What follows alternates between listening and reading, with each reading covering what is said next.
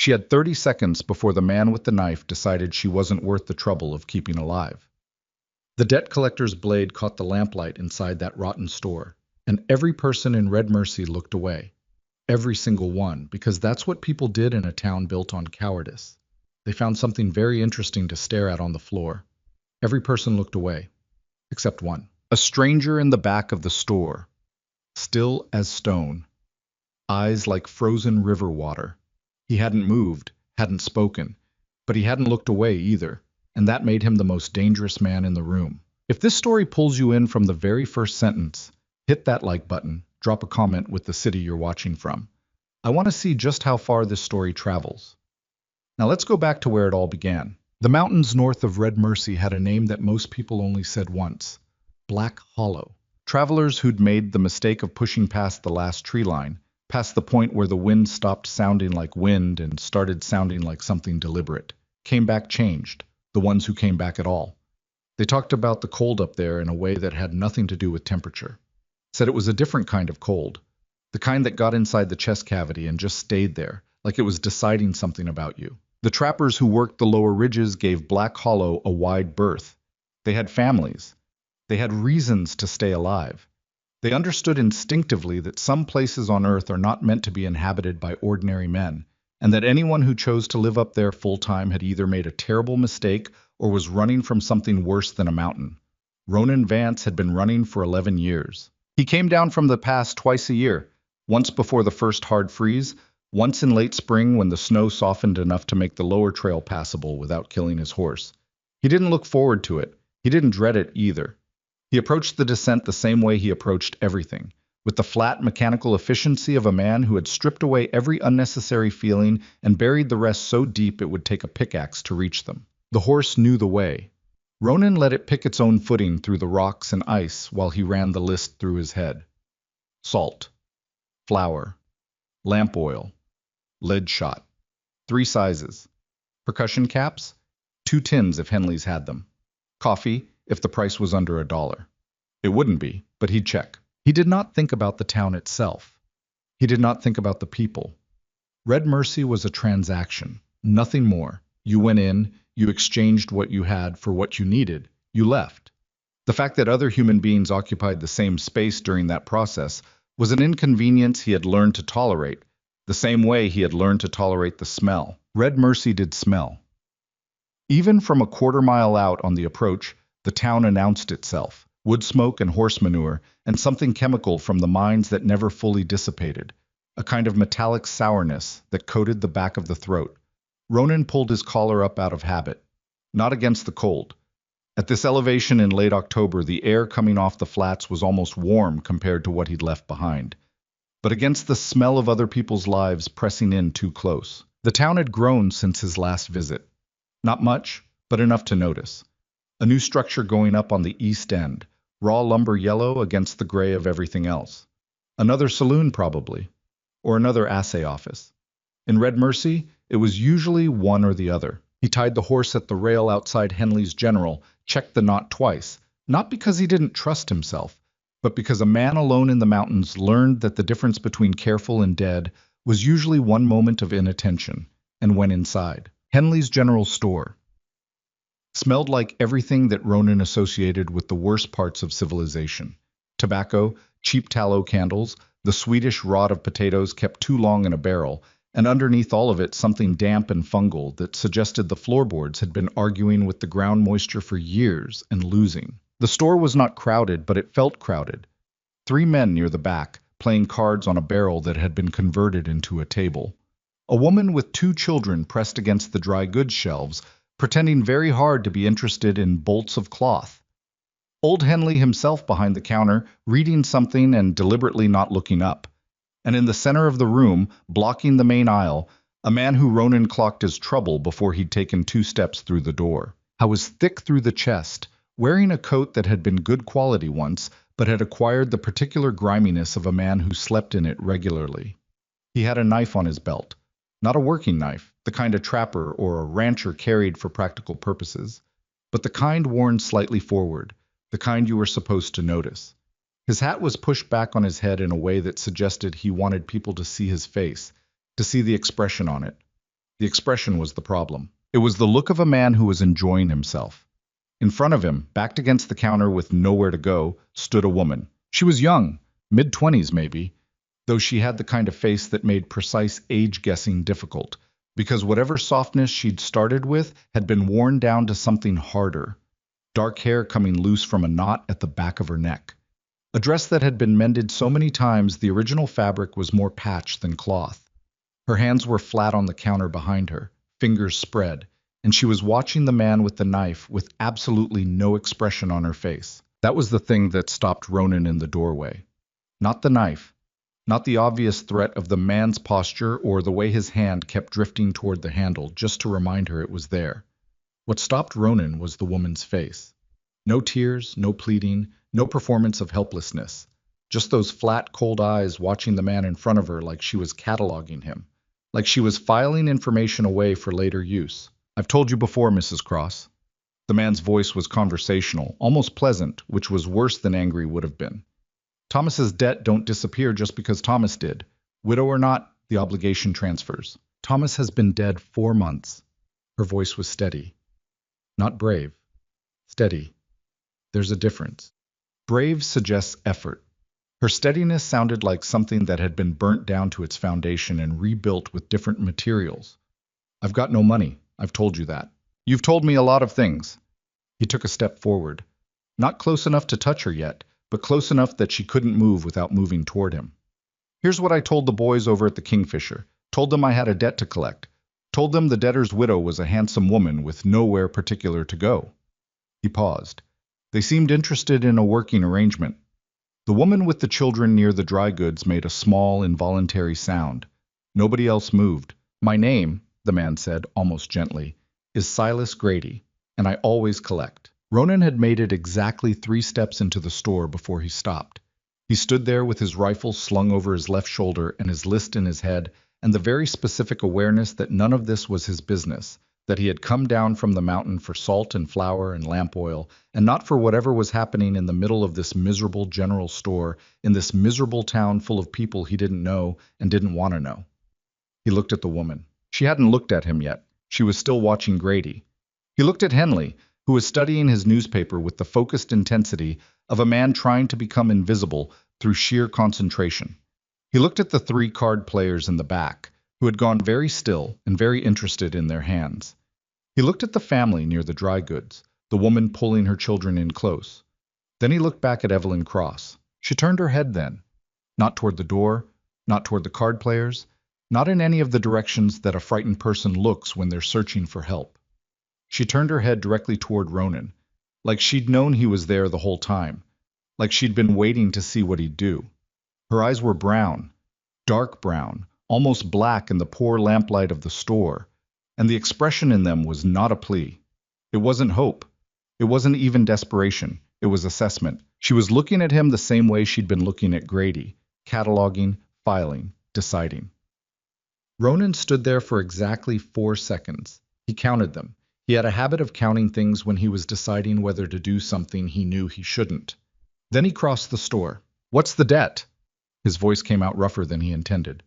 11 years on a mountain with no one to talk to had done something to his voice, stripped it down to just the necessary parts, no more volume than it took to carry meaning across a room. Grady turned slowly, in the theatrical way of a man who doesn't feel the need to hurry because he doesn't perceive threats.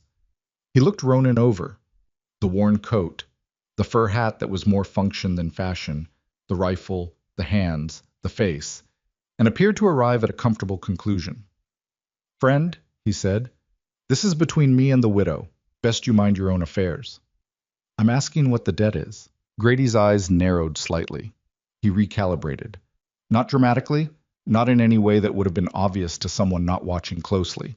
But Ronan had spent 11 years in a place where misreading an animal, where misreading anything, could end you, and he noticed the tiny shift in Grady's posture. The weight moved back onto his heels, just slightly. $42, Grady said, plus interest, owing from Thomas Cross's loans. The man borrowed from me regular, gambling debts mostly. 42.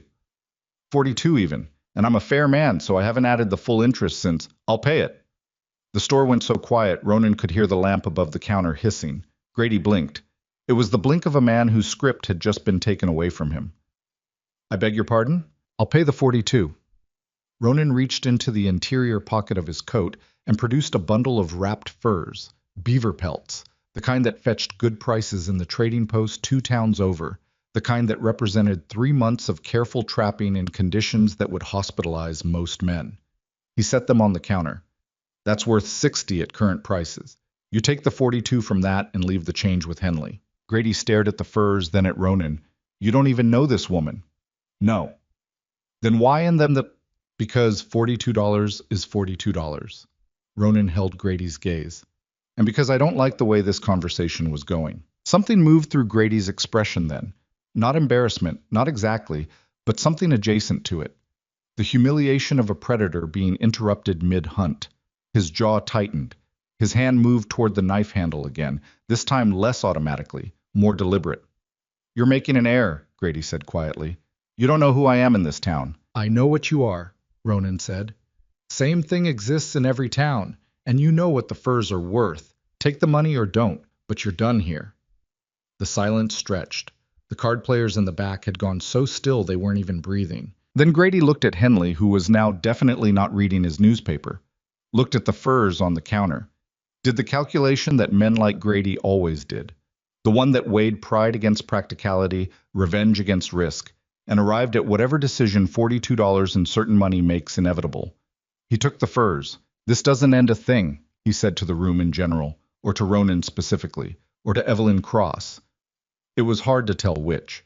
He moved to the door, paused with his hand on the frame. Not a thing. Then he was gone. The lamp kept hissing. Outside, a horse clomped away down the street. Ronan turned to find the woman watching him. I didn't ask for that, she said. No. I wasn't going to let him. I know. He said it simply, without argument, because he did know. He'd seen it in her face. She'd had a plan of some kind, something beyond just standing there. He didn't know what it was, and it wasn't his business. It's done now. She looked at the counter where the furs had been, then back at him. The assessment was still there in her expression, but it had changed slightly. Less cataloging, more something that might have been the edge of confusion, like he'd introduced a variable she hadn't accounted for. What do you want for it? She asked. Nothing. Men don't spend $60 on nothing. 42, he said. And I just told you what I want for it. Nothing.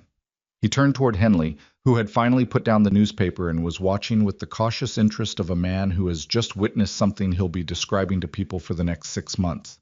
I need flour, salt, lamp oil, and percussion caps if you have them. I have them, Henley said, with the slightly dazed cooperation of someone going through the motions while his brain was still catching up to recent events. Ronan nodded and moved toward the shelves. He was halfway through his list, salt located, flour being weighed by Henley's unsteady hands, when he became aware that the woman was still there.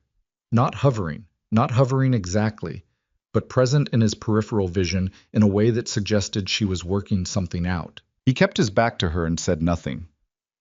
Where are you going? She said finally. It wasn't quite a question. Mountains. He picked up a tin of lamp oil and checked the seal. Black Hollow Pass. Tonight? Tomorrow morning. I'll sleep in the stable. He set the oil down and looked at the next item on his mental list. Coffee.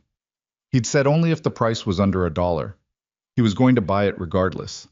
He always did. They'll come after me, she said. Probably. Grady doesn't let things go. I know what he is, Ronan said again.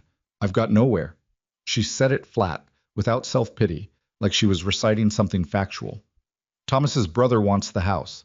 Town constable answers to the mine company, and the mine company answers to whoever pays them. I've got $6 in a tin under the floorboard, and nothing else. Ronan stood at the shelf with his hand on a bag of coffee beans and stared at the wall of merchandise in front of him for a moment. Then he turned around. She hadn't moved. She was standing with her arms at her sides, not crossed, not wringing her hands, just standing there in that exhausted dress with those dark cataloging eyes, waiting. I live alone, he said. Up on the ridge, there's a cabin. He stopped. He hadn't planned this. He had not planned any of this. It's not comfortable. It's cold. It's a long way from anything, and He stopped again, more aware than he wanted to be of how long it had been since he'd explained himself to anyone. I don't know you. No, she said, and I'm not in the habit of. No, I understand that. It would be. He tried to find the right word and settled for honest. Hard. Something shifted in her expression. Not warmth, exactly, but something that wasn't purely calculation either. I know hard, she said. He looked at her for a long moment. The horse leaves at first light, he said. Stables on the south end of town. If you're there, you're there. If you're not, he picked up the coffee. Then you're not.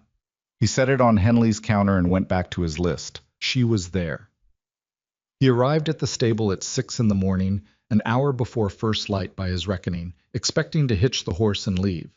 Expecting, in some part of himself that he wasn't prepared to examine, the relief of being alone again. She was sitting on a fence post outside the stable door with a canvas bag at her feet and a rifle across her knees. A beat-up Winchester repeater with a scratched stock that had seen better years. She was wearing a coat over her dress now, a man's coat too big for her shoulders, and she had braided her hair and tucked it under a hat. He stopped. She looked at him. He looked at her. Neither of them said anything. The Winchester wasn't a display. She wasn't holding it to make a point, or because she thought it made her look capable. She was holding it the way people hold tools they're accustomed to, without particular thought for it, just in the hand, because that's where useful things go when you might need them. Is that loaded? He asked. It wouldn't be much use if it wasn't. He considered that. Can you ride? Not well, she said. I can stay on. That's what I can promise. He nodded once and went into the stable to get his horse. They were out of Red Mercy before the town's one rooster had finished its first complaint of the morning. The trail into the mountains was not a trail exactly. It was more like a series of suggestions, places where the rock was slightly less impassable than other places, where a person who knew what they were doing could negotiate the terrain without killing themselves or their horse. Ronan knew what he was doing.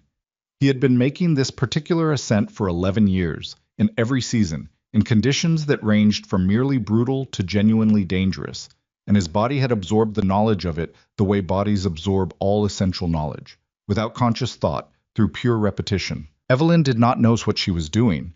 She did not pretend that she did, which was the thing that, grudgingly, against his better judgment, Ronan found himself respecting.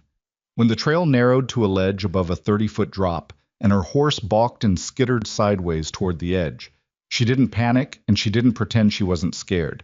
She just said, quietly and precisely, "Tell me what to do." He told her. She did it.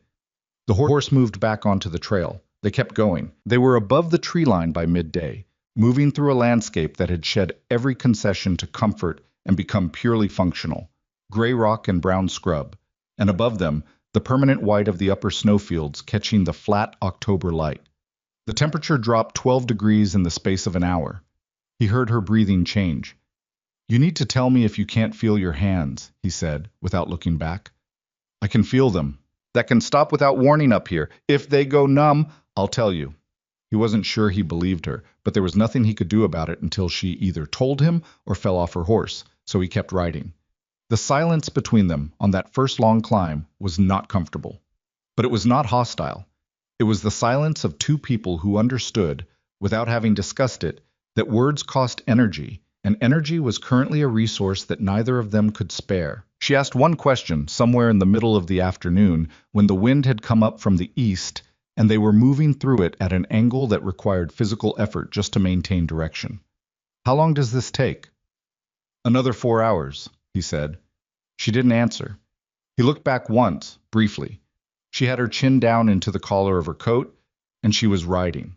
They arrived at the cabin at dusk. He watched her look at it. He'd become so accustomed to the place that he'd mostly stopped seeing it the way a person who hadn't lived there would see it. But watching Evelyn Cross stand in the last gray light of the evening and take in his home, he found himself involuntarily aware of what it looked like from outside. Small. Very small. Built into the side of the ridge so that the back wall was the mountain itself, which had solved certain structural problems, but had created the permanent impression that the cabin was being slowly absorbed into the rock. The roof had 2 decades of living moss on it, which actually improved the insulation, but didn't improve the aesthetics. One window, north-facing because that had been the only direction available, covered with oiled paper rather than glass, because glass was $17 a pane and he had better uses for $17. The door fit reasonably well. He'd spent a whole autumn 3 years ago rehanging it and filling the gaps. But the overall impression was of a structure that had survived not through quality, but through sheer stubbornness. She looked at it for a long time. Then she looked at him. "You live here," she said. "Yes." She looked back at the cabin. "Alone?" "Yes." She nodded, once, slowly, the nod of a person recalibrating expectations. "All right," she said, and picked up her bag and walked toward the door. He stood there a moment longer than necessary. All right. Not what he'd expected. No obvious horror, no second guessing, no outward doubt. Just, all right. As if the cabin were simply the next fact in an ongoing series of facts to be dealt with. He followed her inside. The interior of the cabin was one room, with a wood stove that was the single most important object in his life, and a sleeping platform built against the east wall, and a work table, and 2 shelves of supplies, and currently the smell of 11 months of one person's occupation, pine smoke, and dried meat, and something Ronan couldn't smell anymore but assumed must be present because he'd smelled it in other people's one-room dwellings. He lit the stove while she stood in the middle of the room, still wearing her coat, looking at the space with the same methodical assessment she seemed to apply to everything. "Where do I sleep?" she asked. He gestured toward the sleeping platform. "You can have that. I'll—" He looked around the cabin as if a solution might present itself. There wasn't one. The floor was dirt. "I'll manage." "That's a kind offer, but I'm not taking your bed." She set her bag down. "I'll make something. Is there material?" "There's blankets in that chest." "And boards?" "There's timber under the lean-to outside." "Then I'll make something." She said it with the practicality of someone who had been making do with available materials their whole life. "Show me where the woodpile is." He showed her. Then he stood back and watched, because he didn't know what else to do, while this woman he'd known for 12 hours moved around his cabin and began doing things. It felt strange. Not wrong, exactly. Strange. Like his eyes were having trouble processing the information they were receiving. The presence of another person moving through his space, touching his things, making sounds that weren't him or the wind or the mountain. He sat at the work table and started stripping a piece of leather that needed work and told himself it was fine. The stove popped and settled. Outside, the first real wind of evening came down off the upper ridge, hit the cabin walls, and went somewhere else. The oiled paper in the window shivered once and went still. Inside, Evelyn Cross found a pot and some dried beans in the second shelf and, without asking, started cooking. Dinner was beans and dried venison and coffee, eaten at the work table with enough room between them that neither person had to be conscious of the other's elbows. She'd made the coffee slightly too strong by his standard, which was not a complaint he was going to make under any circumstances. "How long have you been here?" she asked. "On the mountain." He considered. 11 years. She looked up from her bowl. Something moved through her expression that wasn't quite surprise, but was adjacent to it. Before that? Different place. He didn't offer more, and she didn't ask for it, which he noted. "I've never been above the lower trail," she said. "Never thought—" She stopped. "Thomas talked about going up there once. Hunting trip. Denny Hartley told him there were elk up past the snow line that were the size of horses." She picked up her coffee. He never went. Ronan didn't ask about Thomas. He had the shape of Thomas Cross already. The gambling debts, the borrowed money, the young wife left in a bad situation, and more information wasn't going to change what he could see. "You're from Red Mercy?" he asked. "Originally from Callowgate, a town he'd heard of. Small, agricultural, 2 days southeast. My father had a farm there. He died when I was 19. I had 2 options after that." She said it without bitterness, which was more disturbing than bitterness would have been. "I made a choice. Some choices look different later than they did at the time." "Yes," he said. She looked at him across the table. "You understand that," she said. It wasn't a question. He drank his coffee and didn't answer. They finished dinner without speaking. She cleaned the pot. He banked the stove for the night. They both got ready for bed in the careful, studied nonchalance of 2 people who are sharing a 12-foot by 14-foot space for the first time and are working very hard not to make that uncomfortable. She had indeed found boards in the lean-to and had constructed, in the time between his getting the stove going and dinner being ready, a low wooden frame on the opposite side of the cabin from his sleeping platform, padded with 2 folded blankets. It was not comfortable by any standard. It was functional. He lay on his platform in the dark, and listened to the wind work its way around the roof. "You're going to be cold," he said, mostly because it was true, and he hadn't figured out how to not say true things. A pause. "I'm cold now. There's another blanket in the chest." "I know, I already took it." He closed his eyes. "Ronan." Her voice was quiet. Not sleepy, just quiet. "Why did you do it?" "In the store."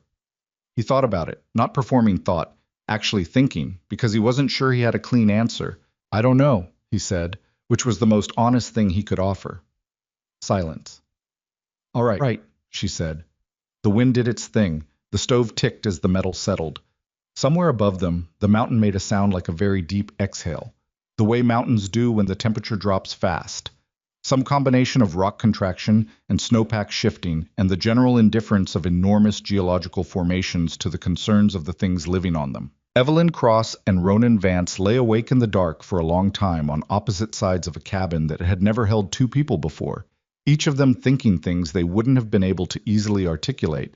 And outside the single north-facing window, the first snow of the season began to fall without warning or ceremony. It fell the way most important things begin, quietly, without asking. The snow that started falling on their first night didn't stop for 4 days. Ronan woke before dawn on the second morning to find 8 inches on the ground and more coming down in the flat, purposeful way that meant the storm hadn't decided anything yet. He dressed in the dark without making noise, a habit from years of solitary mornings, and got the stove going before he registered that Evelyn was already awake. She was sitting on her wooden frame with a blanket around her shoulders, watching the window, which had gone from dark to the particular blue-gray of snowlight. "How long does it usually last?" she asked. Her voice had the texture of someone who hadn't slept well but wasn't going to mention it. "Can't say. Could clear by tonight. Could go a week." He opened the stove and fed it 2 pieces of split pine.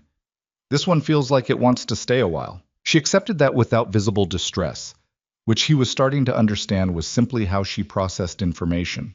Absorb it, file it, figure out what it changes. No performance of feeling, just the feeling itself, kept internal and worked over privately.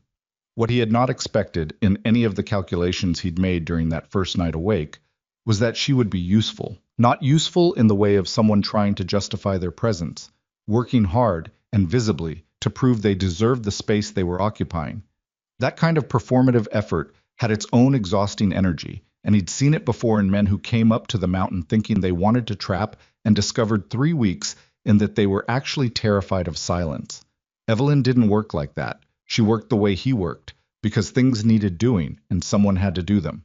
And standing around thinking about whether or not you wanted to do them was a waste of time that the mountain didn't allow. On the second day, without being asked, she hauled in 2 loads of firewood from the lean-to while he was working on a piece of harness leather that needed replacing.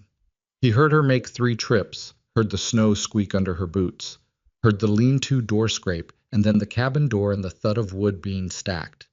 He didn't say anything. She didn't say anything. The wood pile next to the stove got taller. On the 3rd day, she found the grain sacks that he'd been meaning to restitch since August, and did it, using the heavy needle and wax thread from his repair kit, her stitches neat and close in a way that suggested she'd done this kind of work before. Not something he expected from a woman who'd grown up on a Callowgate farm, then immediately understood why he shouldn't be surprised by it. The snow kept coming. By the 4th day, the drifts against the north wall were nearly to the window. The wind had found a new frequency, lower, more sustained, the kind of sound that worked its way into the back of the skull and sat there. They were burning through wood faster than he liked. He'd laid in a good supply, more than enough for one person through the worst of the season, but the math changed with 2 bodies in the space, 2 people needing the stove to run hotter, longer. I was doing the calculation in his head, quietly, when she said, "You're counting the wood." He looked at her across the cabin. She was mending one of his wool shirts, a task she'd started an hour ago, after finding a pile of them in the chest with various tiers that had been accumulating since last spring. "You were looking at the pile the same way you look at the supply shelf," she said, "like you're running numbers." "I was." "What are the numbers?" "We're fine," he said. It was almost true. "I'll go out tomorrow if the storm breaks and cut more." She went back to the shirt. He watched her hands work for a moment, not staring, just noticing, and then looked away. "Where'd you learn to mend like that?" he asked. My mother, mostly, and then necessity. She pulled the thread through. Thomas wasn't hard on clothes, but he wasn't gentle with them either, and we couldn't afford the seamstress. A beat. We couldn't afford most things by the end. He almost didn't ask. He had a long practice of not asking personal questions because personal questions invited reciprocal ones. But the storm outside had created a particular kind of enforced intimacy. There was nowhere to go, nothing to look at, except the four walls and each other, no task that required his complete and total attention at this exact moment, so he asked, "How long were you married?" 3 years. She bit the thread. The first year was all right. She paused, not for drama, just arranging words. He was a man with enthusiasms, big ideas.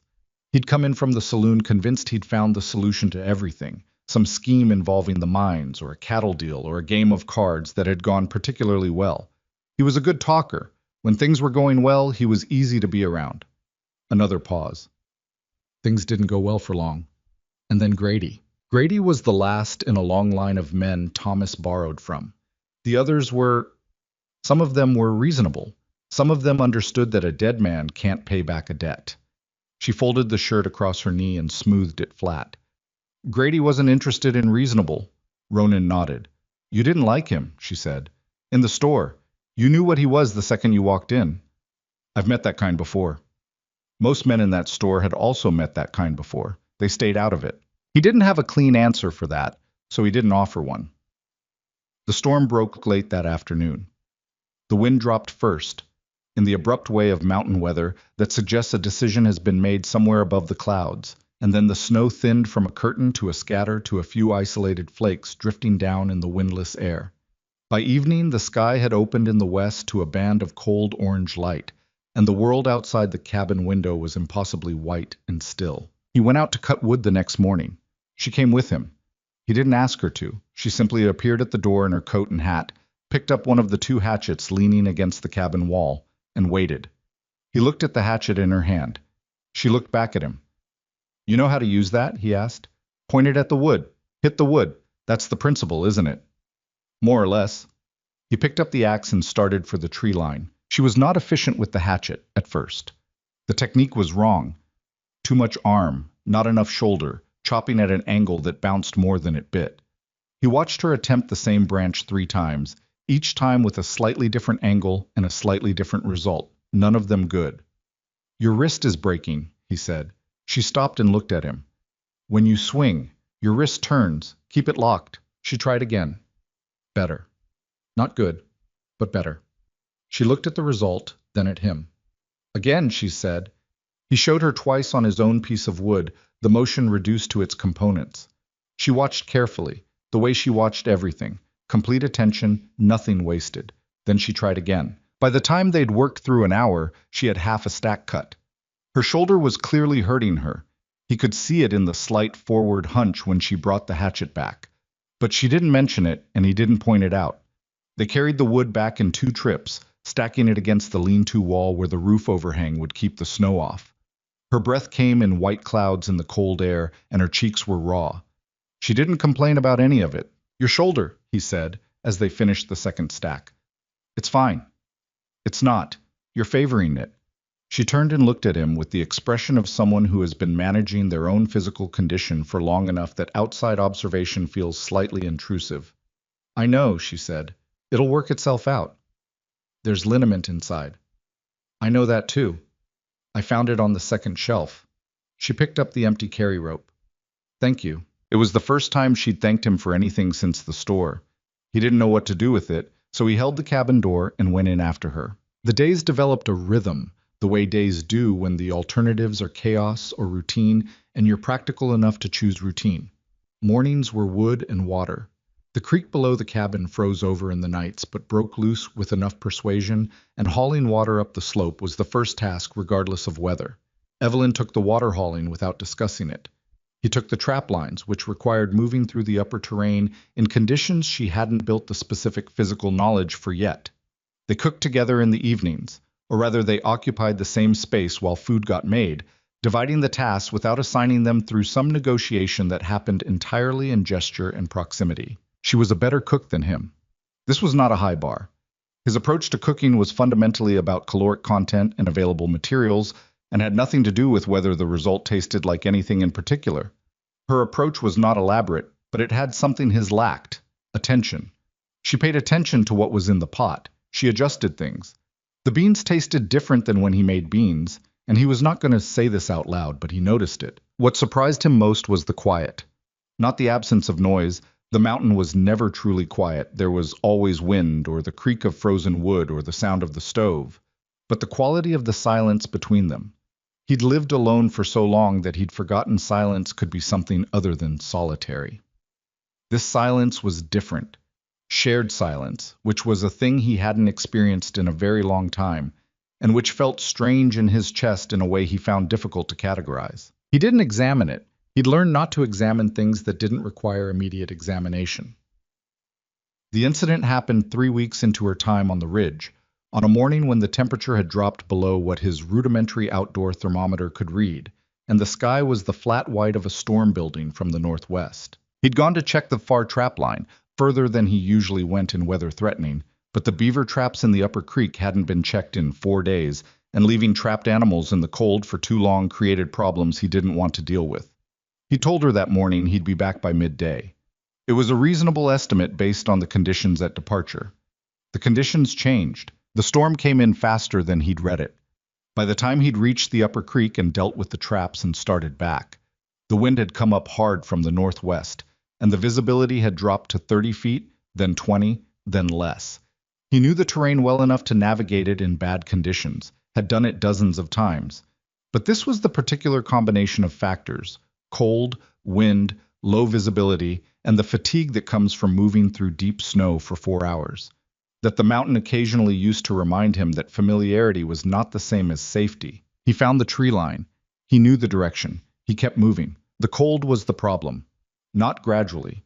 It had crossed a threshold somewhere in the last hour and become the aggressive kind, the kind that started negotiating with the body's core temperature and didn't negotiate in good faith. His hands were functioning, but the fingers had gone from cold to numb to something past numb, that he recognized as a warning he'd been ignoring. He'd had frostbite before, twice in his early years on the mountain before he'd learned to read the signs, and he knew the progression. I was moving too slowly. He knew he was moving too slowly. The snow in the open area between the trees and the cabin was hip-deep in places where the wind had pushed it, and crossing it was less like walking and more like a slow, exhausting negotiation with gravity. He was 70 yards from the cabin when his legs gave, not dramatically. Just stopped being reliable.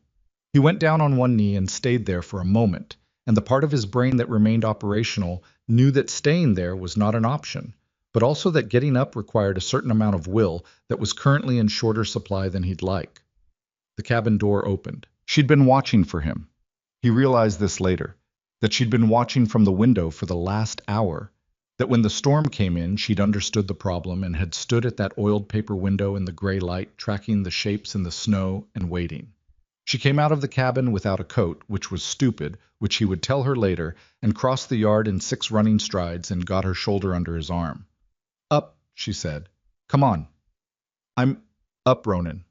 Her voice was the same flat, functional tone she used for everything. No panic in it, no elevated emotion, just the voice of someone who had decided what needed to happen and was making it happen. "We're 20 feet from the door. Up." He got up. They covered the 20 feet. The cabin door. Inside.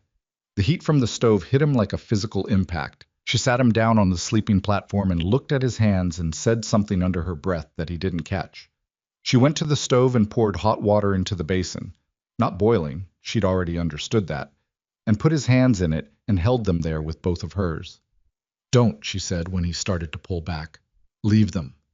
"It's fine. I know you've had frostbite before. I can see the scars." She kept hold of his hands. "Leave them in the water." He left them in the water. The feeling came back in stages, each stage more unpleasant than the last, the way feeling always returns to cold extremities, burning first, then the deep ache, then finally something that was merely uncomfortable. She didn't let go until both hands were moving freely. "Your coat was soaked through," she said, refilling the basin with water from the pot on the stove. "You need to get out of it.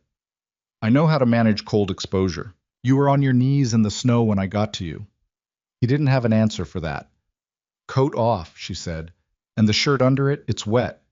He took the coat off. She took it from him and hung it near the stove, then turned back and looked at him with the same practical assessment she'd been applying to him since the general store. He took the shirt off. She found the spare wool blanket from the chest and handed it over without comment. He sat on the edge of the sleeping platform wrapped in the blanket while she remade the fire and checked the stove and moved around the cabin with the quiet efficiency that had become, without him noticing the exact moment it happened, simply part of how the cabin functioned. I miscalculated the storm, he said. Yes. It came in faster than Ronan. She didn't look at him. She was feeding the stove. You don't have to explain it to me. You were wrong about the timing and the mountain nearly killed you. Now you're inside. That's all that matters right now. He sat with that for a moment. The fire built up behind the stove grate. The cabin began, slowly, to reclaim the temperature that the open door had cost it. His hands had graduated from aching to merely sore, which was progress. Thank you, he said. She closed the stove door and looked at him. The expression on her face was something he couldn't fully read. Not the cataloging look, not the flat practicality. Something more complicated than either of those. Something that had been there in brief flashes before, but that the events of the last hour had brought closer to the surface. Don't do it again, she said. He nodded. She went back to the work table and picked up whatever task she'd put down when she'd seen him through the window. He sat on the sleeping platform in the blanket and watched the stove glow and understood, with the particular clarity that near misses provide, that the last 11 years had reorganized themselves into before and after without his permission. Before the woman in the general store with the flat dark eyes who wasn't afraid of Silas Grady. After the moment she'd come out of that cabin door into the storm without a coat, already moving, already decided. He didn't know what to do with that understanding, so he did what he always did with things that didn't require immediate action. He filed it and let the warmth from the stove do its work. The hands healed slowly. That was the honest version of it. Ronan told himself they were fine within 3 days, resumed the trap lines on the 4th, and said nothing when the cold made the scarred knuckles stiffen in ways they hadn't before. Evelyn watched him flex his fingers at the work table each morning without commenting on it, which he appreciated more than he would have been able to explain. She had developed in the weeks since the storm an instinct for the precise boundary between concern and intrusion. She noticed things, filed them, acted when action was required, and otherwise stayed on her side of the line. It was a quality he hadn't known to look for in a person and now couldn't imagine being without. January came down off the upper ridge like something that had been saving itself. Not the casual cold of November or the steady grinding cold of December, but the specific committed cold of deep winter in the Black Hollow Range, the kind that got into the cabin walls overnight and made the morning fire feel like an argument rather than a solution. The water pail nearest the door froze solid by midnight regardless of how well the stove was banked. Ice formed on the inside of the window, thick enough that you had to scrape it with a knife to see through the oiled paper. They were burning wood at a rate that made Ronan do the mental math repeatedly, hoping the numbers would change. They didn't change. He cut more when weather allowed, which was not always. Evelyn cut alongside him every time, her technique with the hatchet, now functional, if not elegant. She still favored the right shoulder from whatever she'd done to it in the first weeks, and the cold made it worse, but she'd found a compensating rhythm that got the work done. The food situation was more concerning than the wood. He hadn't laid in for 2 people. The mathematics of it were straightforward and unwelcome. His usual winter stores, calculated for 1 person through April, were being consumed by 2. He stretched it where he could, rationed things she didn't know he was rationing, ate less himself without making it visible. She was already doing the same thing. He could tell by the way she served her own portions, careful, calibrated, slightly less than what her body was probably asking for, and said nothing about it. They didn't discuss the food directly. They didn't need to. They both understood the situation, and neither of them was going to make the other feel worse about it by naming it out loud. What they did was trap harder. He extended the lines further than he typically would in January, pushing into terrain that was less reliable but more productive. She came with him twice when the weather allowed, learning the routes, learning which sets were his best producers and which were maintenance traps that rarely yielded anything but had to be checked anyway. She was good in the field in a way that still surprised him periodically. Quiet when quiet was necessary, observant, asking questions that suggested she was thinking about the whole system rather than just the immediate task. "Why do you put these ones here?" she asked one morning, crouching in the snow beside a set along the upper creek bank. "The snow's shallower here. The animal would see it easier." "Look at the bank," he said. She looked. "Slide marks," she said after a moment. "They come down here regular. Every 3-4 days, that bank is their path." He reset the trigger with 2 careful fingers. "You don't put the trap where you want to catch them. You put it where they already are." She was quiet for a moment, thinking this over. "That works for people too," she said. He glanced at her. "Grady," she said. "He found the places Thomas already was. The saloon. The card tables. He didn't create the problem. He just put himself in the path of it." She stood and brushed snow from her knees. "Doesn't make him less of what he is." "No," Ronan said. They didn't talk about Grady often, but when the subject came up, it arrived with a specific weight, the awareness, which neither of them mentioned but both carried, that the snow wouldn't last forever. That come spring, when the pass opened, the conversation that had been interrupted in Henley's general store would eventually resume. What form it would take was unclear. That it would take some form was not. He brought it up one night in late January because he'd been not bringing it up for 2 months, and the weight of the avoidance had become heavier than the conversation itself. "In the spring," he said. She looked up from the shirt she was mending. Always mending. The irony of spending the winter repairing a dead man's shirts was not lost on either of them, but the shirts were warm and practical, and sentiment was a luxury the mountain didn't accommodate. "He'll come," Ronan said. "I know. He's not the kind of man who lets $42 rewrite his plans. The money was—" He stopped. "The money was a postponement, not a resolution." She set the shirt down. "I know that too. And he won't come alone." She looked at him steadily. "I figured that. So we need to be ready." He leaned forward, elbows on the work table. "I have the rifle. I have the revolver. And I can show you. I know how to shoot," she said. "You know how to point a rifle and pull the trigger? I grew up on a farm. My father hunted. He didn't see the sense in a daughter who couldn't handle herself in the field." A pause. "I'm not good at it, but I'm not useless." "The revolver's different from a rifle," he said. "Heavier, more recoil, and if it comes to it, you'll be closer to the problem than you'd want to be with a rifle." She absorbed that. "Show me the revolver." He got it from the chest where he kept it. A cavalry model, .44 caliber, black iron and walnut grip. The kind of weapon designed specifically to function in the hands of a person who was frightened and cold, and doing several other things at the same time. He set it on the table between them. She picked it up immediately, turned it over. Her hands were not large, but they were not small either. Hands that had been reshaped by months of mountain work. The kind of hands that held things well now. "It's heavier than I thought," she said. "Yes. And it kicks. It'll move you. You need to know that going in, because if you're surprised by it, the second shot won't go where you want it." He watched her hold it. "Grip higher on the handle. Higher. There. Now your thumb isn't in the way of the cylinder."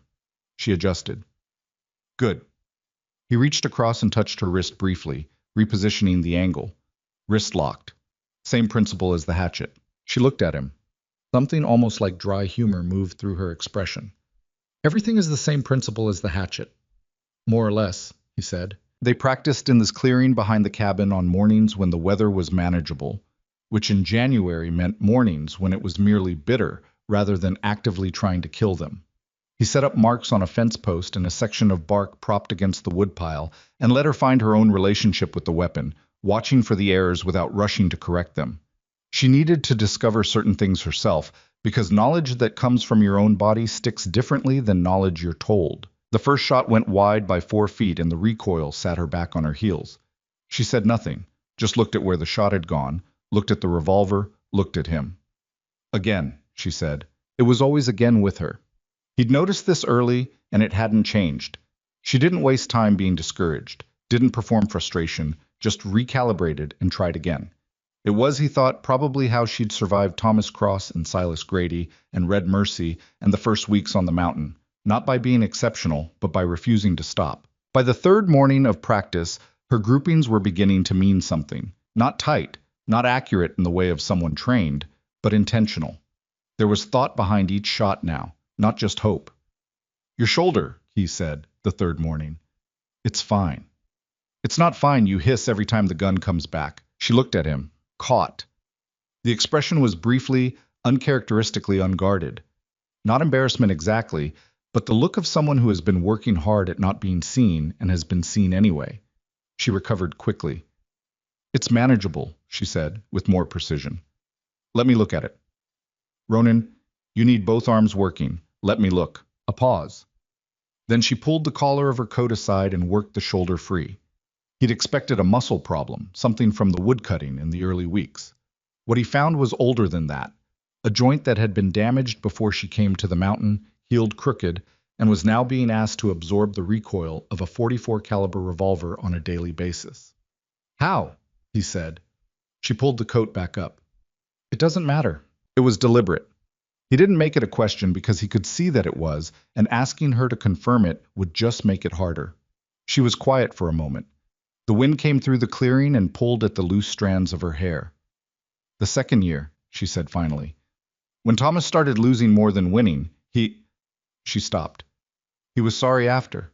He was always sorry after. Ronan didn't say anything, because everything he was capable of saying felt inadequate in the specific way that true things sometimes are.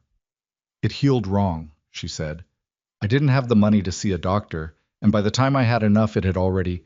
She stopped again. I manage it. I know you manage it. He picked the revolver up from where she'd set it on the fence post. We adjust how you hold it. Bring the grip down slightly. It won't be as stable, but it'll distribute the recoil away from the joint. He demonstrated.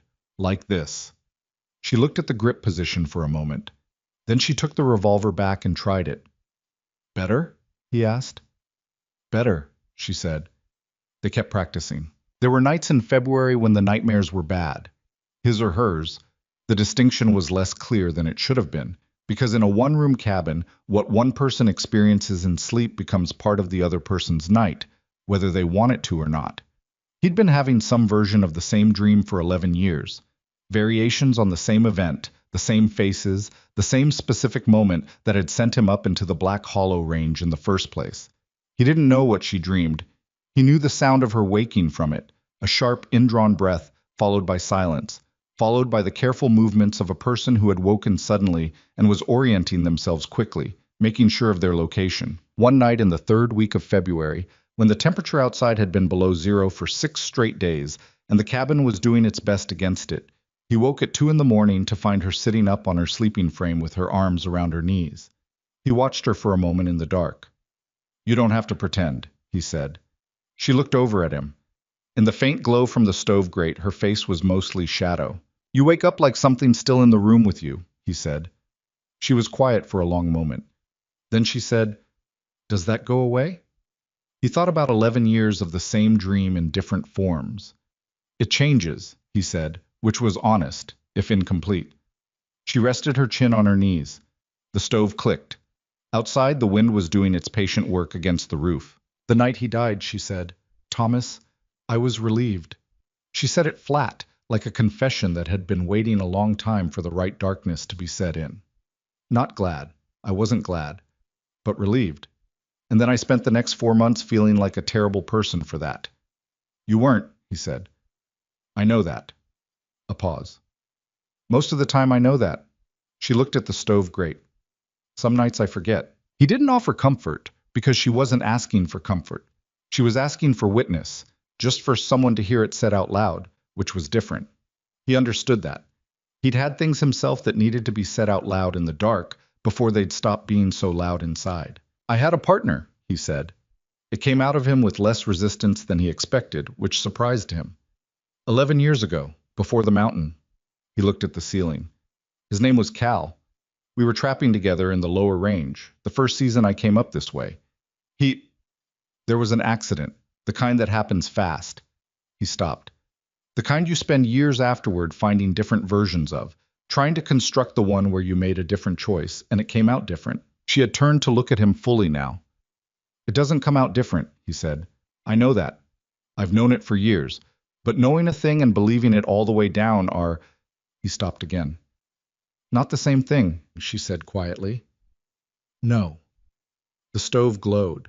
The wind pushed at the north wall and found no new way in. Outside, the mountain did what it always did. endured, and asked nothing of anyone, and waited. Eventually she lay back down. He lay back down. Neither of them slept immediately, but the quality of the wakefulness had changed, less pressurized, like something had been let out of a closed space and had dissipated into the cold air where it couldn't concentrate and become unbearable. By March, the revolver shooting had become something else. Still practice, technically. They were still working through the fundamentals, still running through the drills he'd designed around the specific scenario of men coming up the trail from the pass. But there was a competence in her hands now that hadn't been there in January. The shoulder adapted or accepted or arrived at some working compromise with the situation.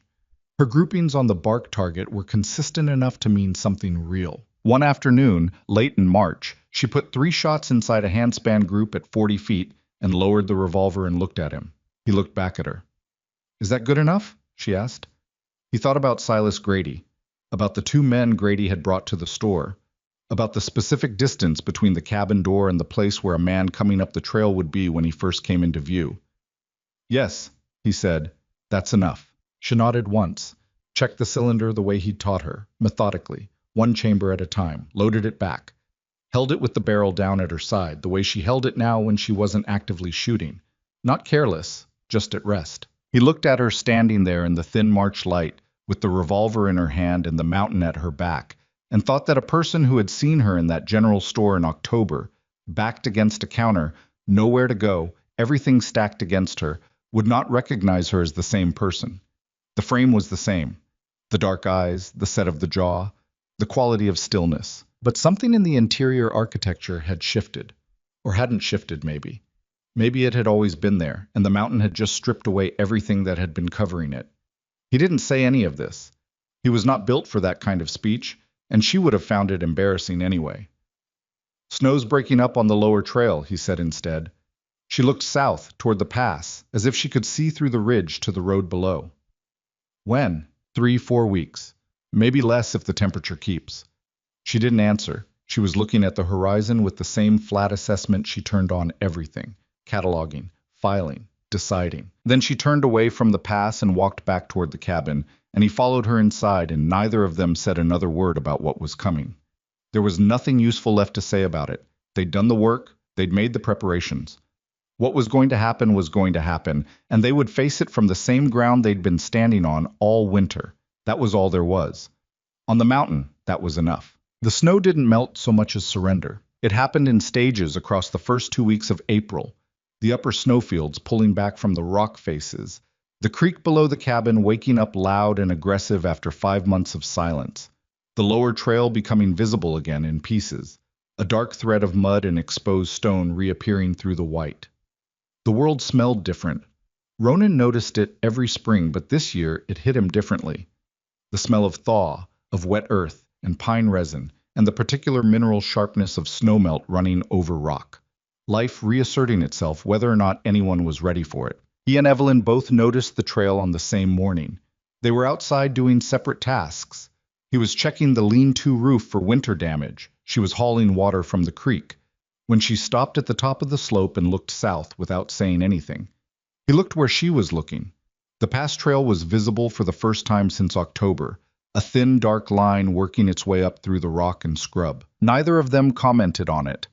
They went back to what they were doing. But that evening, after dinner, Ronan moved the rifle from its place on the wall pegs and set it on the work table and checked it completely. Every part, every mechanism, the barrel swabbed and examined, the action cycled until he was satisfied with each component individually and the whole thing together.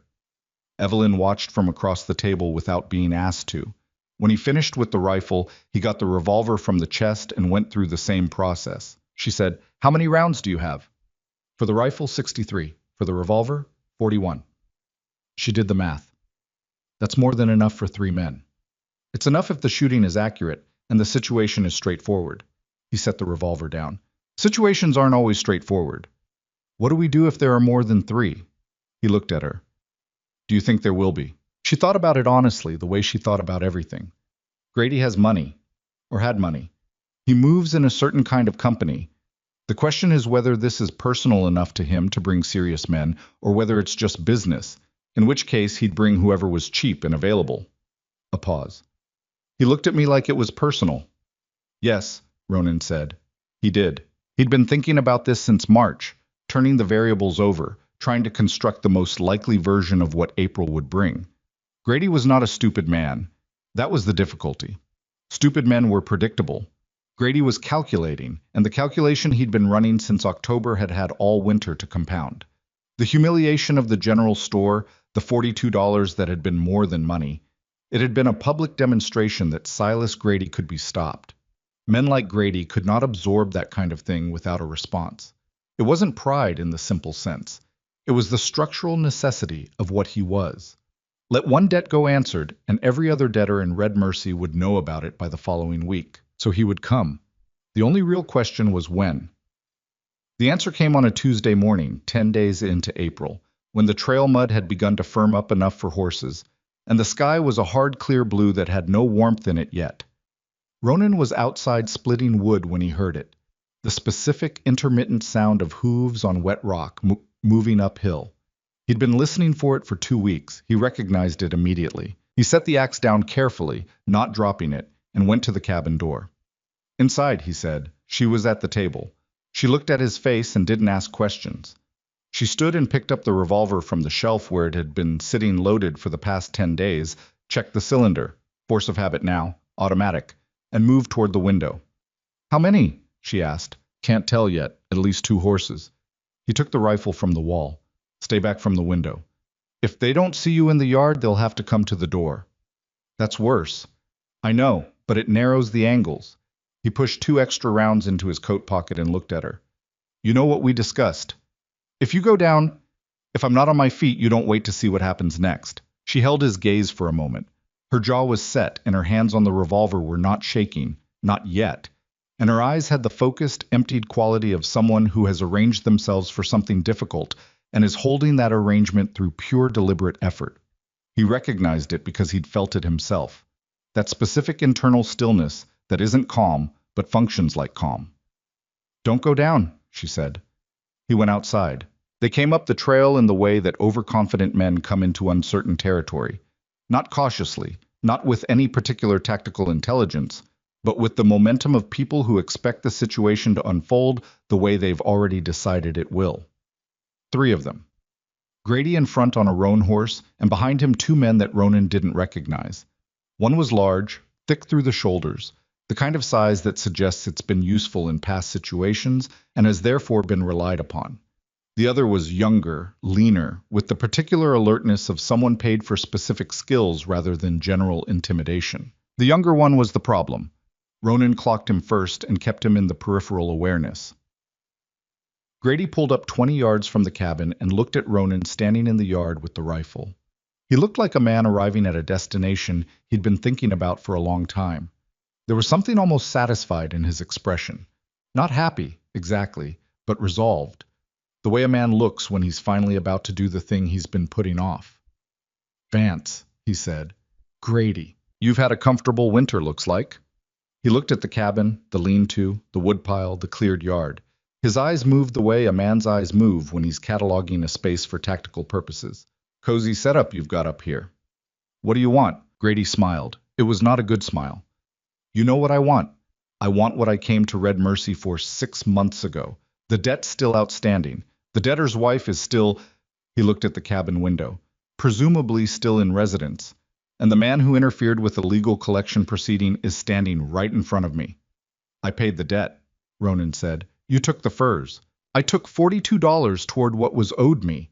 The rest, Grady shrugged, theatrical about it, we can discuss.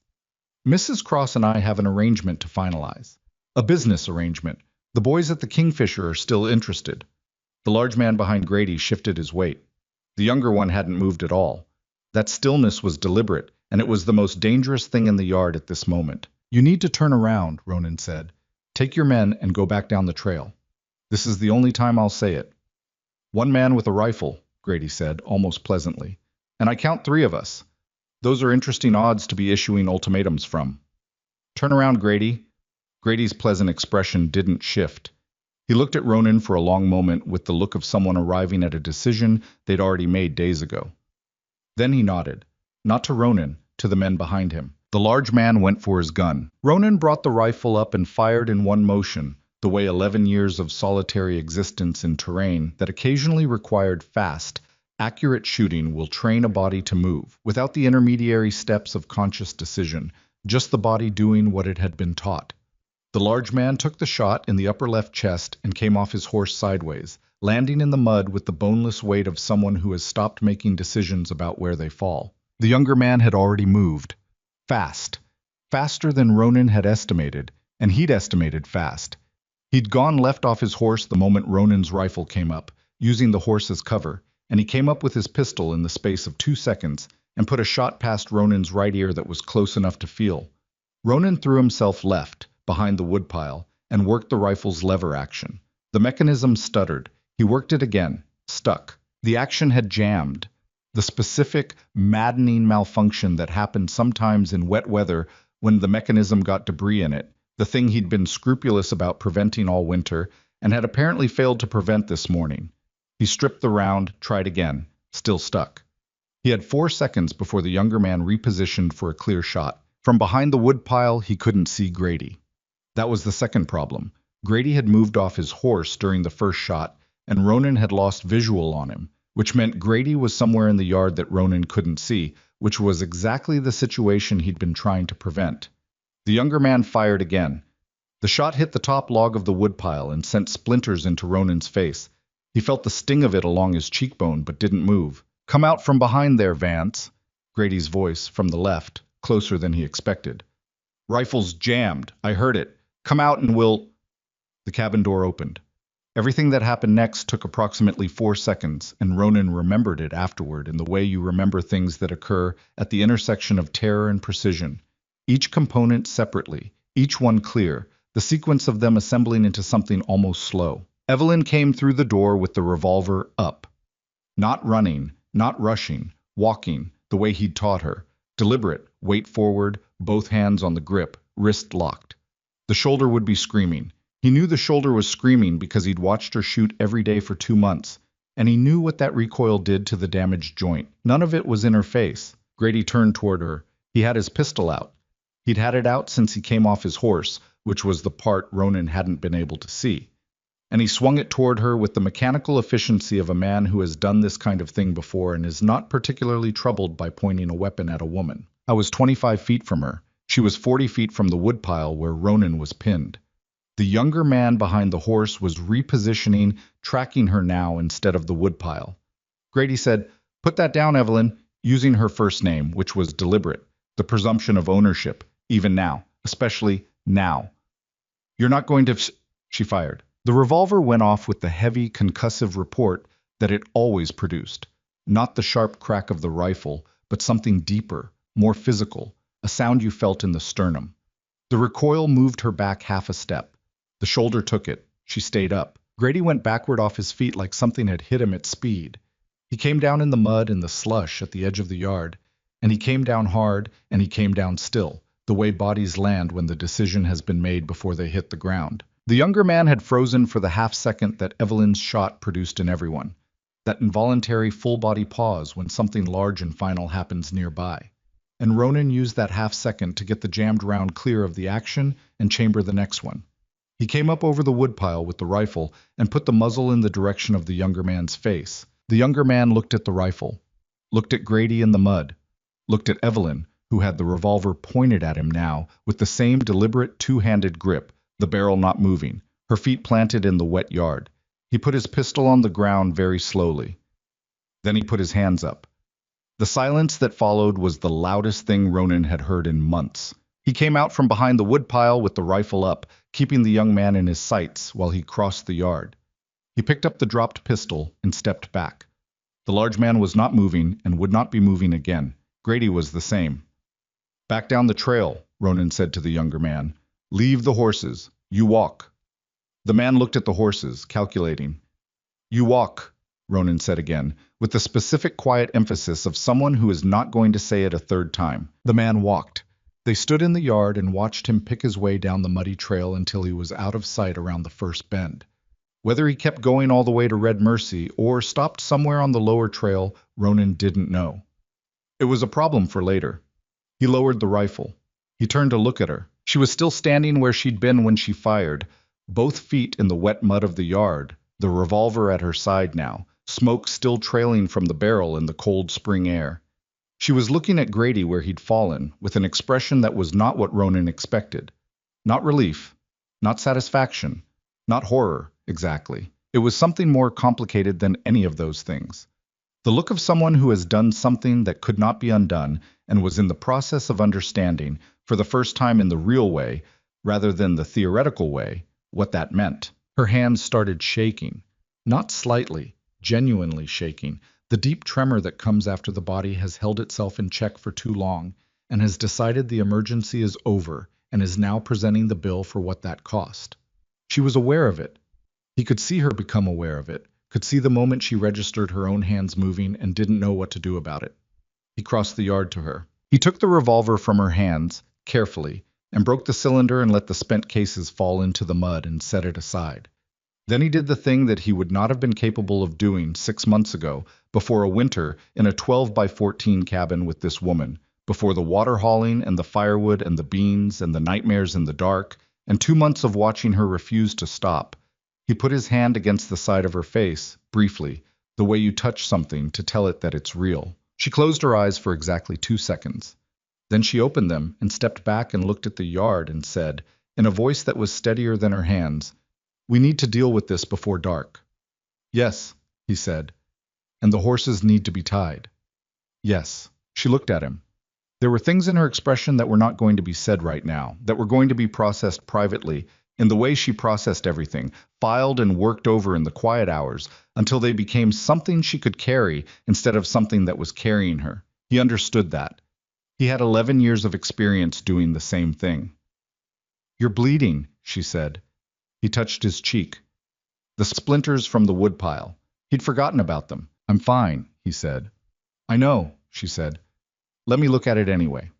He let her. They stood in the mud of the clearing in the thin April sunlight, 2 people who had come through something together that most people never come through at all, and she picked the splinters out of his cheek with steady hands, and he held still and let her, and the mountain rose above them indifferent and enormous and enduring, the same as it had always been, the same as it would be long after both of them were gone. They worked through the afternoon without stopping. It was not the kind of work that allowed for pausing and thinking about what you were doing, which was probably a mercy.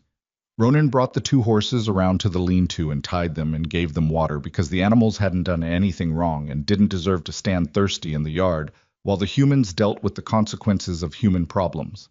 Evelyn went inside and came back with the 2 lengths of rope he kept coiled on the second shelf and handed one to him without discussion. They did what needed to be done in the practical, methodical way of people who understand that the only way through certain tasks is straight through them, without slowing down enough to feel the full weight of what your hands are doing. The ground was too frozen for proper burial. Even the thaw hadn't reached deep enough yet. So they dragged the bodies to the tree line on the north side of the property where the terrain dropped away into a rocky draw, a place where the snow still lay heavy and the undergrowth was dense. It was hard work, harder than either of them would have admitted. Evelyn didn't say a word through any of it, and neither did he. And by the time they finished, the light had gone pale and thin in the west, and both of them were breathing hard, and neither of them looked at the other's face. They burned the saddles and the saddlebags in the fire pit behind the cabin. The leather took a long time to catch and longer to burn, and the smell of it was bad, and they stood upwind and watched it, and waited until there was nothing left that would tell a story to anyone who came looking. The guns they kept. Ronan checked them both. A decent revolver from the younger man's holster, a rifle from Grady's saddle scabbard that was better quality than he expected, which told him something about Grady's finances that was no longer relevant to anyone. He cleaned them and oiled them and put them in the chest. 2 more weapons was 2 more weapons.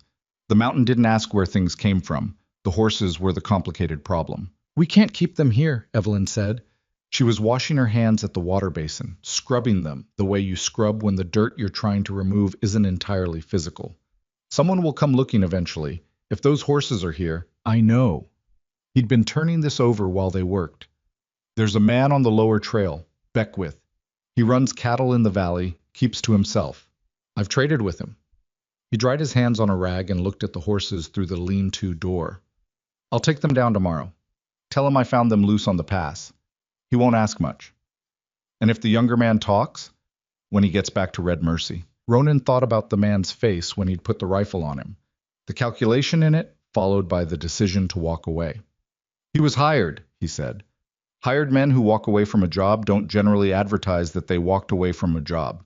And Grady doesn't have anyone left to report to. He folded the rag. The constable in Red Mercy answers to the mine company. The mine company is not going to spend money investigating what happened to Silas Grady on a mountain pass on behalf of men who hired out their guns. It's not worth it to them. She turned this over. You sound certain. I'm not certain. I'm calculating probabilities. He looked at her. The probability that anyone in Red Mercy will spend serious effort on this is low. The probability that the hired man will keep his mouth shut to avoid explaining his own part in it is high. A pause. That's not the same as certain. Nothing's certain. She nodded. She understood the difference. She'd always understood the difference, and she didn't ask him to promise her something more than the honest odds. It was one of the things about her that he had stopped noticing because it had become simply part of what she was, the same way the cabin's particular smell or the sound of the creek in the morning had become part of the mountain's baseline. They ate dinner late after dark, both of them moving around the cabin with the slightly mechanical quality of people running on the last of the day's reserves. She made something simple, the dried beans again, with the last of the smoked venison cut thin across the top, and coffee that she made correctly this time, at the strength he preferred, a calibration she'd made sometime in December without commenting on it. He noticed things like that. He noticed more things than he let on. He sat at the table with his coffee and looked at his hands and thought about the day. What struck him, sitting there in the ordinary lamplight of the cabin he'd built and occupied alone for 11 years, was not the violence itself. He'd been in difficult situations before. The mountains had produced their share of them, and he'd produced a few himself, in the years before Black Hollow when he'd been a different and less careful kind of man. What struck him was the door opening. The moment the cabin door had opened and she'd come out into that yard, he'd replayed it multiple times since it happened, the way the mind involuntarily replays the events it hasn't finished processing. Not the shot, the moment before the shot, the deliberateness of her. The way she'd walked across the yard with her weight forward and the revolver up, into a situation where the odds against her were substantial, and she'd walked into it anyway, because the alternative was watching him get killed behind a woodpile, and she had apparently decided that was not an acceptable outcome. You should have stayed inside, he said. She looked up from her bowl. That was the plan, he said. If it went bad outside, you were safer. You were behind a woodpile with a jammed rifle, and Grady had already moved to flank you, she said, with the patience of someone explaining something to a person who already knows they're wrong. If I'd stayed inside, he would have come around the woodpile and shot you at 4 feet. She looked at him steadily. That wasn't a plan anymore. That was a situation. You could have been shot. Yes. She picked up her coffee. So could you. He sat with that. There wasn't much he could do with it because she was right. Tactically, practically, by every measure that mattered in the actual moment, she was right. The plan had stopped being viable when the rifle jammed and Grady left his horse, and she'd made a correct assessment of a changed situation in real time and acted on it. That was not a thing he could argue with. What he couldn't say, what was sitting in his chest in a way that had nothing to do with tactics or probability calculations, was that the 4 seconds between the door opening and the shot had been the longest 4 seconds he'd experienced since Cal went into the snow 11 years ago on the lower ridge, and that the feeling those 4 seconds produced in him was not a feeling he had a ready category for, because he'd spent a decade and more making sure not to be in situations where that particular feeling was possible. He drank his coffee. You were good, he said, which was inadequate but was what he had. She looked at him across the table. Her expression did the thing it sometimes did in private moments. The outer layer of practicality went thin, and something more complicated showed through, not softness exactly, but the suggestion of depth beneath the surface. I was terrified, she said. That's not the same as not good. I know. She set her coffee down. I know that. A pause. My hands didn't stop shaking until about an hour ago. Mine either, he said. She looked at him. He wasn't sure she entirely believed him. That was all right. It was true, but he understood why it might not look that way from the outside, and he wasn't going to work hard to convince her. The shaking had been internal, the kind that doesn't always show on the surface of a man who has spent 11 years building a surface that doesn't show much. But it had been there. They sat together in the quiet for a while, with the stove going and the mountain doing its night sounds outside the walls. And something settled between them that didn't need to be named to be real. The next morning, he took the horses down to Beckwith's place on the lower trail. It was a 4-hour round trip in mud that was getting worse as the melt accelerated, and Beckwith asked exactly one question. These shod recent? And when Ronan said yes, they were, Beckwith looked at him for a moment with the incurious eyes of a man who has lived adjacent to difficult situations long enough to know when information is more trouble than it's worth. "I'll take them," Beckwith said, and that was that. Ronan made the climb back up in the early afternoon, his boots caked with mud to the ankle, and his shoulders tired from the footing, and when he came over the last rise and the cabin came into view. He stopped for a moment the way he had stopped 6 months ago in Henley's general store, noticing something without having planned to notice it. Smoke from the chimney. The lean-to door propped open the way she propped it when she was working inside it. The sound, faint but audible, of the hatchet on wood, the rhythm of it now confident and even, nothing like the tentative chopping of those first autumn mornings. Small things. The ordinary evidence of a place that was occupied and tended and alive.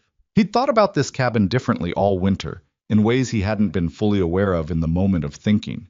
It had stopped being a place of exile somewhere around January, and he hadn't marked the exact date because there was no exact date. It had been a gradual thing, so gradual it was invisible as it happened, like the way the light changes through a winter afternoon, not in any single perceptible increment, but cumulatively, undeniably different from one end to the other. He went inside. The weeks that followed were a different kind of settling. The threat had passed, or had passed enough, in the sense that nothing in life passes completely. And the mountain was moving into the full thaw, the creek running high and loud, the first green things working their way up through the snow's retreat. Ronan's trap lines were productive in spring in ways they weren't in winter, and they fell into a new pattern, slightly different from the winter one, adjusted for the longer days and the changed terrain, and the fact that both of them had, without formally acknowledging it, stopped thinking of the cabin as temporary. She had not suggested leaving. He had not suggested she leave. The subject of Red Mercy came up once, in early May, when she mentioned something about the house Thomas's brother had wanted. She thought he'd probably taken possession of it by now, and Ronan said probably, and that was the extent of the conversation. Red Mercy was the past. Both of them were disinclined to revisit the past more than necessary. What replaced those conversations were different ones, practical, mostly, the way most conversations were between people whose daily life was still largely about survival. The trap lines. The supply question. They'd need to go down before high summer to lay in for next winter, a trip that required a certain amount of planning given that neither of them was eager to walk back into a town that might have complicated feelings about what had happened on the pass. Not Red Mercy.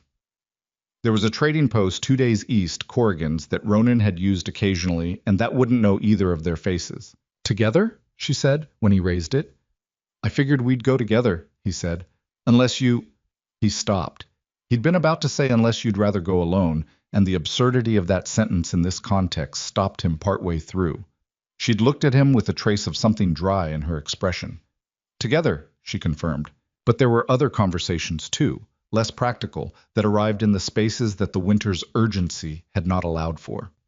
Spring evenings on the ridge, when the light lasted long enough to sit outside on the bench he'd built against the east wall years ago and watch it go. The sky running through colors that had no names adequate to them. The mountains going from brown to amber to something close to dark violet before the stars came through. She brought her coffee outside on those evenings. He brought his. They didn't always talk. When they did talk, it was often about small things. The animals she'd seen that day on the lower slope, a hawk that had been hunting the field mice in the clearing, the way the creek sounded different from the way it had sounded in November. One evening in late May, she said, "I was thinking about what you told me. About Cal." He looked out at the mountain. "You've been carrying that alone for a long time," she said. "Yes." Is it lighter, talking about it?" He considered this honestly, the way she'd taught him, by example, to consider things, without reaching for the easy answer, without performing either more feeling or less than was actually there. "Some," he said. "It doesn't change what it is. But there's something about saying a thing out loud means it exists outside of you, not just in you." He paused. "I didn't know that before." She looked at him. Neither did I. The evening deepened. Somewhere down the slope, a nightbird started up, the particular call that had become, over the course of the winter, one of the sounds he associated with the end of the day, rather than with any particular feeling about the end of the day. "I'm not the same person I was in October," she said. "No. I don't know if that's—" She stopped, working it out. "I don't know if there's a word for whether that's good or bad. It's just what happened. The mountain does that," he said. "Takes what you bring up here and does something with it." He looked at his coffee. "I don't know if it makes you better. It makes you different. It makes you—" He tried to find the word. "Stripped down." She thought about that. "What's left? After you're stripped down." "What's actually there," he said, "which is either something or nothing, depending on the person." She was quiet for a moment. Then she said quietly, "I think you knew there was something there. When you turned around in that store, you looked at me and you turned around and paid the debt. You didn't know me. You couldn't have known me." A pause.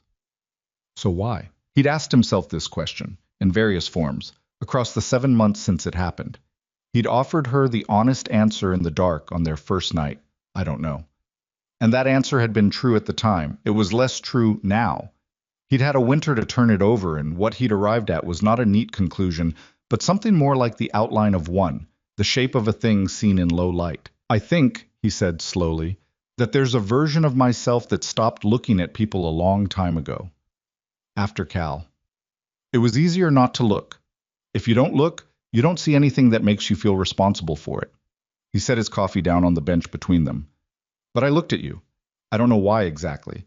I looked and I saw someone who wasn't going to show that she was afraid even with a knife in the room, and I thought—" He stopped.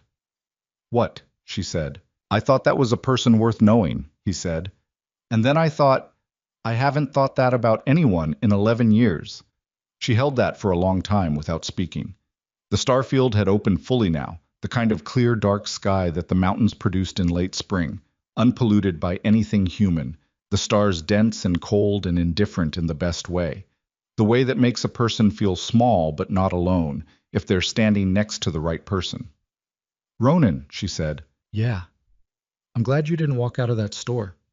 He looked at her.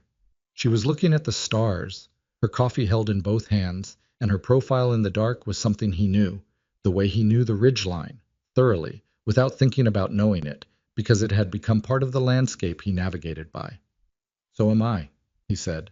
They sat there until the cold coming off the upper snowfields made the bench uncomfortable, and then they went inside, and he banked the stove for the night, and she folded the blankets on her sleeping frame, still the wooden frame she'd built that first week, though it had been rebuilt twice with improvements and now bore little resemblance to the original rough construction. He lay on his platform in the dark and thought about the trap lines he'd run tomorrow, and the supply trip they'd need to plan, and the bench on the east wall that needed a new board on the left side where the wood had started to check. Ordinary things. The texture of a life that was not extraordinary by any external standard. No wealth, no comfort, no proximity to anything most people would recognize as civilization, but that had, without his designing it, become exactly the size and shape of what he wanted his life to be. He didn't know what to call what he and Evelyn Cross were to each other. He'd stopped trying to find the right word somewhere around February and had decided that the absence of a precise word was not a problem that needed solving. She was here. He was here. The mountain held them both, and they held each other in the way that people who have been through hard things together hold each other, not with the frantic grip of people afraid of losing something, but with the steady, unspectacular reliability of people who have already proven they'll show up. In a storm, in a jammed rifle, in a general store in October when every other person in the room looked at the floor. He had spent 11 years believing that the best version of solitude was the complete kind. No one to worry about, no one to lose, no one to require anything of him that he might fail to provide. The mountain had seemed to agree with that position. It was, after all, a place that stripped away everything unnecessary and left only what could endure. What he understood now, lying in the dark with the stove ticking and the creek running loud outside the walls, was that he'd been wrong about what was unnecessary. Evelyn's breathing, across the cabin, had the slow rhythm of someone almost asleep. He closed his eyes. Outside, the mountain went on being the mountain, enormous and indifferent and ancient, asking nothing of anyone, caring about nothing, unable to care. And inside the small, ridiculous, moss-roofed, dirt-floored cabin built into its side, two people who had arrived at this place by completely different routes of damage and survival and stubborn refusal to quit were alive and warm and not alone. The mountain didn't care about that, but they did. And in the end, that was the only thing that had ever mattered.